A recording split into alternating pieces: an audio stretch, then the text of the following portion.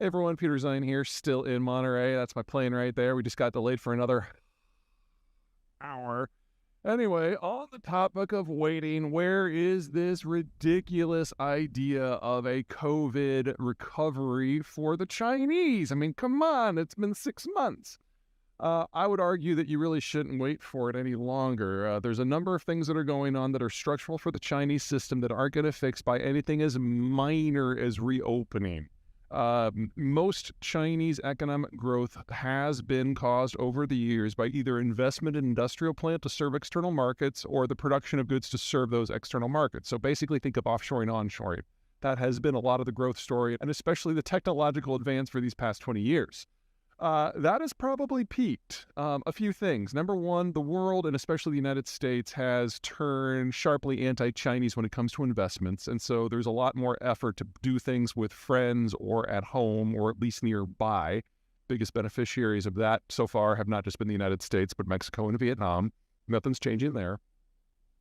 Second, the production costs in the United States' system in terms of energy and labor productivity, everything are lower than they are in China. So there are very, very few industries that have tried to move out of China back to the United States and discovered that it's been anything other than a wondrous experience.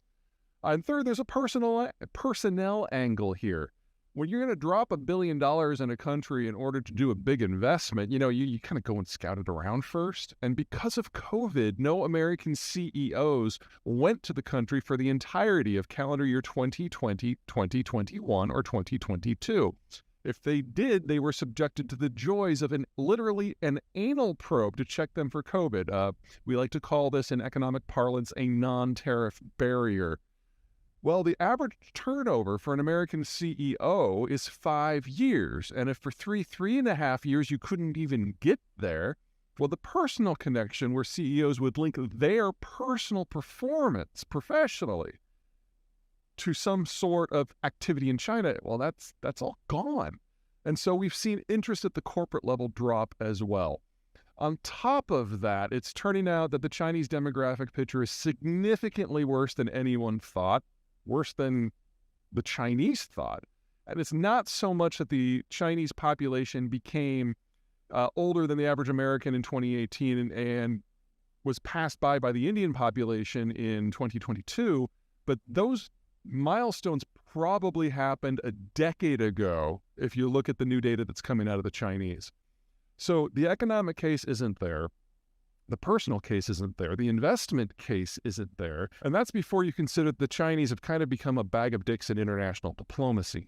This whole wolf warrior approach has soured a lot of people and made it less likely for Chinese tourists to be welcomed and less likely for countries to be interested in seeking that at all.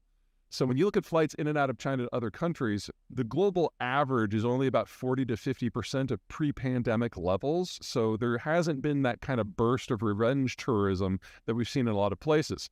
And flights to and from the United States, where the business is done, that's only 6% of pre-COVID levels. So we've had a significant shift of mindsets on all sides. And with the demographic collapse, meaning that consumption-led growth was never possible again in China at bulk anyway, it really shouldn't be a surprise that the Chinese are proving unable to have a post-COVID bump, which means we're really close to a post-COVID slide, assuming nothing else goes wrong, and a lot of other things are going wrong. All right. See if I have another delay here in a bit. Finally boarded. Oh, yeah. One more thing. We don't know how many people... Hi!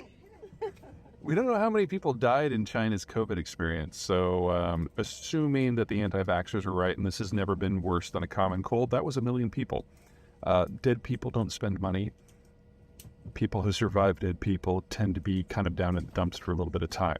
So the idea that there was ever going to be a big economic boom as China opened kind of flies in the face of, logic and emotion and demographics and trade and a few other things. Anyway, I'm finally moving now. See you from home.